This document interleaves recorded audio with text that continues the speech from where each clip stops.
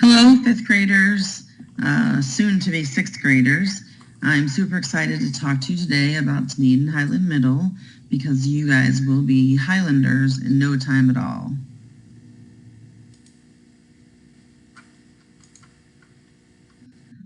Okay, so that you can put a face with a name as I talk to you through this presentation, I'm Mrs. Northcutt, and I'll be your sixth grade school counselor next year. And I did provide pictures too, so that one's with a mask and one without a mask, so that hopefully you can, I guess, recognize me either way.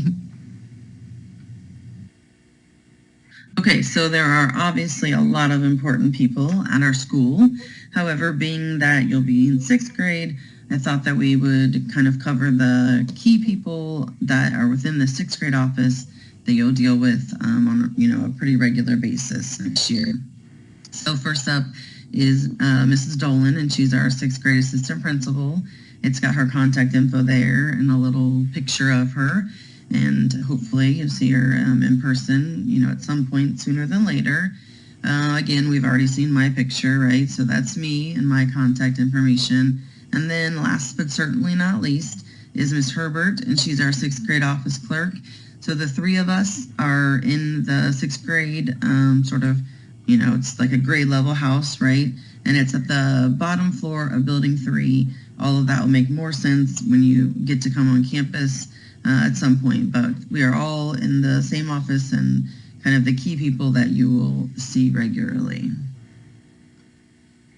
All right, so if you've never been out to our school campus, this is just a sort of large view of the center of our campus at Dunedin.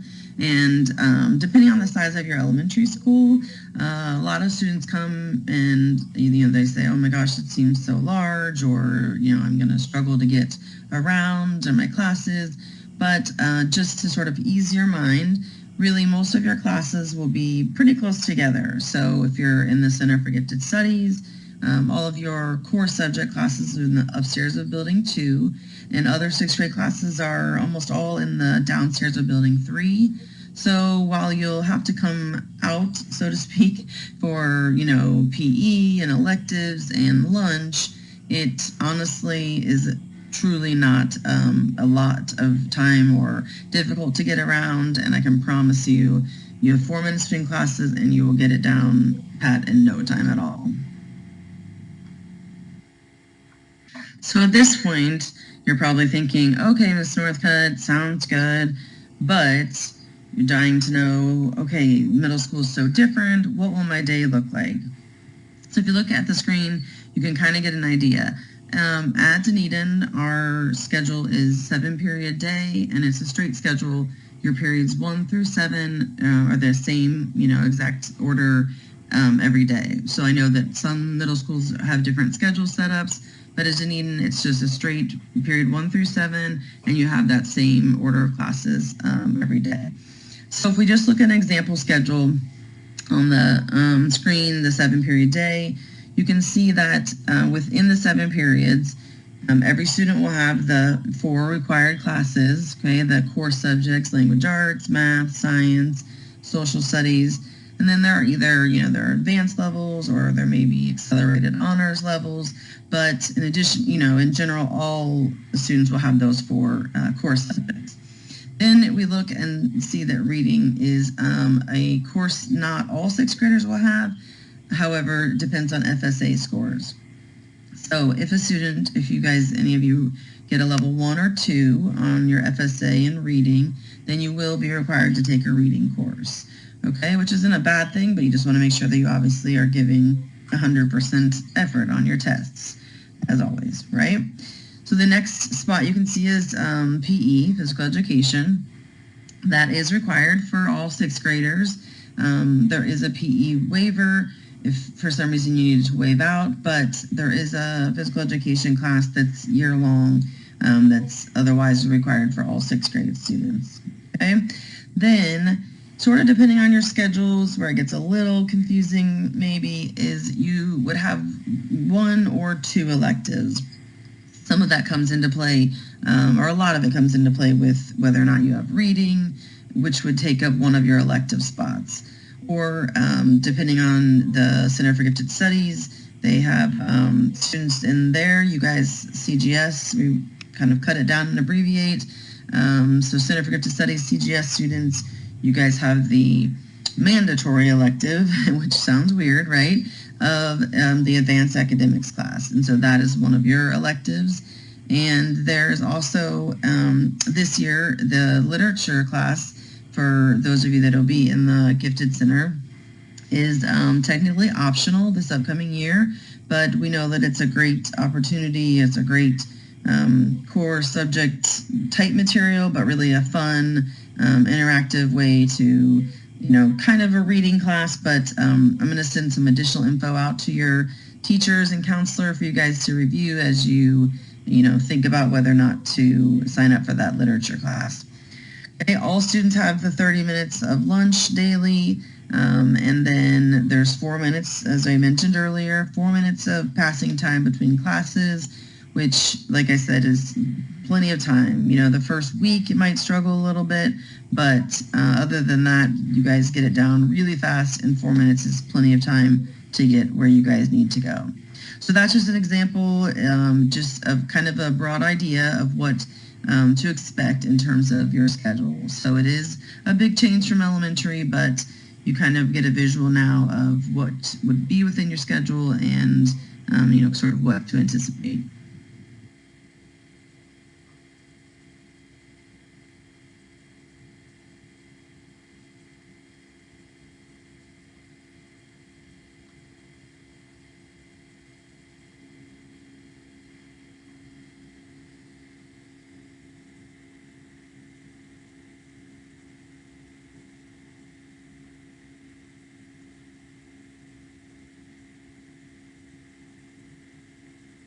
Okay, so you saw some visuals, some pictures of a few of the elective classes you'll have to choose from, but we'll go over a little more.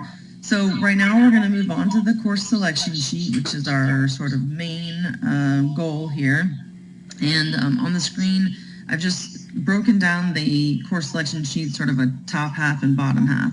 So on this slide, you can see we're just looking at the top portion of it, and this one is the easiest part because there's very little to fill in. So as you can see, I've noted by the red arrow and the highlighting, all you're filling out on this top section is the parts that are highlighted. So basically just last name, first name, and then some parent info in case we need to reach out. If you don't know that parent information as far as their phone number or email, and you're on the purple sheet, you're going to get, just leave it blank. That's fine. I don't want you to be guessing at an email address or that kind of thing. But literally all you're doing is those couple lines, and everything below that, those courses, it's nothing you need to fill out because it's all your core subject classes like we spoke about, language arts, math, science, history, which will all be based on, test scores, grades, etc. So you don't need to touch that section at all. So very easy, just the highlighted parts. All right, so now we're going to look at the bottom section of your course sheet. Again, you're going to have a purple one and a white one, and I'll explain in a second. But this is the fun part, so to speak, because this is where you're going to choose electives. So we did the top part, and it's just the name, that kind of thing. Now we move to the bottom section where you see where it says elective courses. So on this, you're going to be, putting your choices in order. So, ranking them by your top choice, your second choice, that kind of thing. Not all electives fit into every student's schedule, or they may fill up, or that kind of thing. So we always want to have, your next choice so that if you can't get your second choice, we can go to your third, that kind of thing. So if you look at it, again, we're going with the arrows and the highlighting. At the top, you can see where physical education is highlighted in yellow. Remember, we said that that's required. There is an option to waive out of it. And you can see there that the PE is automatically scheduled. So it's automatically put in every student's schedule. And then if a student, and a parent, if you guys were to do the PE waiver, it is online. Then, that would be an option to waive out of it and not take that course. but otherwise it is, required, and so it will automatically be in every student's schedule. If we jump down into the bottom section where it says full year electives, it says on there, select up to 3 options and then to rank the elective choices 1 through 3, with 1 being your top choice. So I've kind of put a red arrow there. In my example, I put a 1 by where it's called career research and decision making, and I put a 2 by band, just as an example. So on the pictures that you guys saw, where you see where I have 1, it gets complicated because basically that one that's called career research and decision making is this very long title, and essentially we just refer to that elective as the wheel. Okay, so the wheel, it was the slide a couple slides ago, and it is, you can see kind of in the fine print in that box, but basically you rotate between 3 classes, so that's kind of why it got the name. The wheel. So the classes on that are art, technology, and chorus. So there's like about 6 weeks, per class.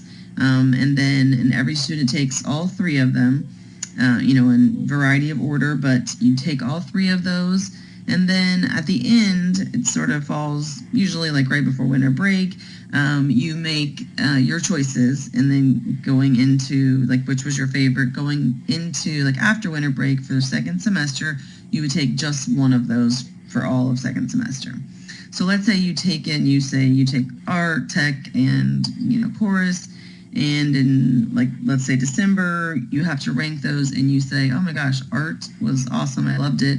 You would select that as your top choice for semester 2. And then maybe tech is your second choice, whatever it is that you enjoyed the most.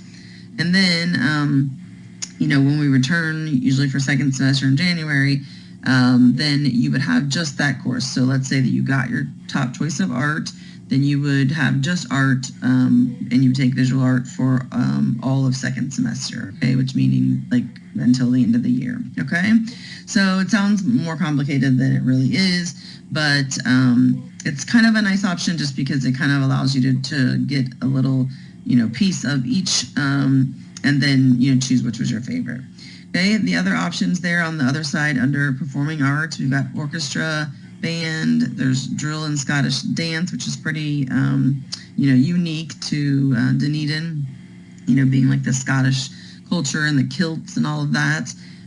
Theater, and then AVID. So AVID is the only elective that does require an application, and you can see where there's a link there as far as where that can be filled out. So those are the main elective options that you have to choose from. Above that, you can see it's circled in red and an arrow, so that says CGS only.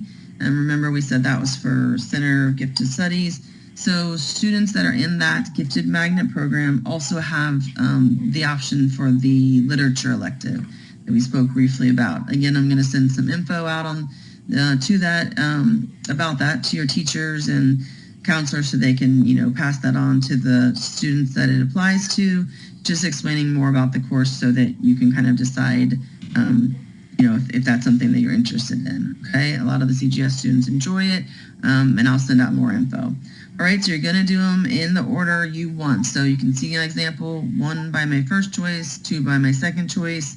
Okay, let's say I wanted to put 3 by, orchestra and that kind of thing. All right. Sometimes I get sheets back where they're blank, which, then we have to kind of just choose for you, which we don't want to have to do, right? We want you to have your choice. So you just put them in order by your preference, okay? And, do what you want to do, not, oh, my friend's taking this. Don't base it on those things, right? So go by your interests, okay? As far as the orchestra band, a lot of questions sometimes come up. Ms. Northcutt, I'm interested in learning how to play the violin, but I've never done so. That's totally fine. You don't have to have experience to go into the first level of band or orchestra, okay?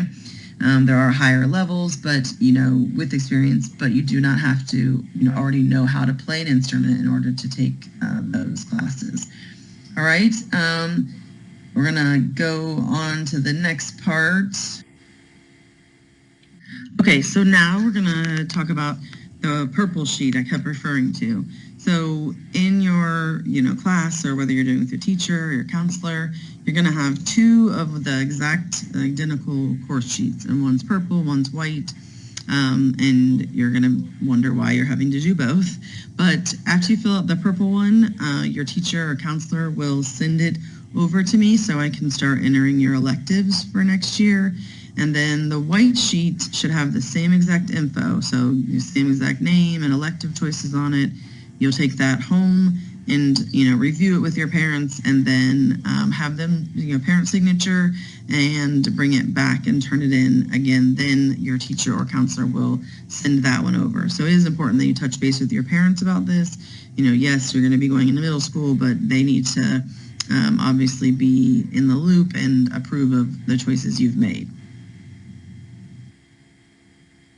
And to wrap it up, I just want to invite everyone to our Expo Night, our middle school Expo Night. Ours will be virtual through Zoom, and it is next Thursday, March 11th, 6 p.m.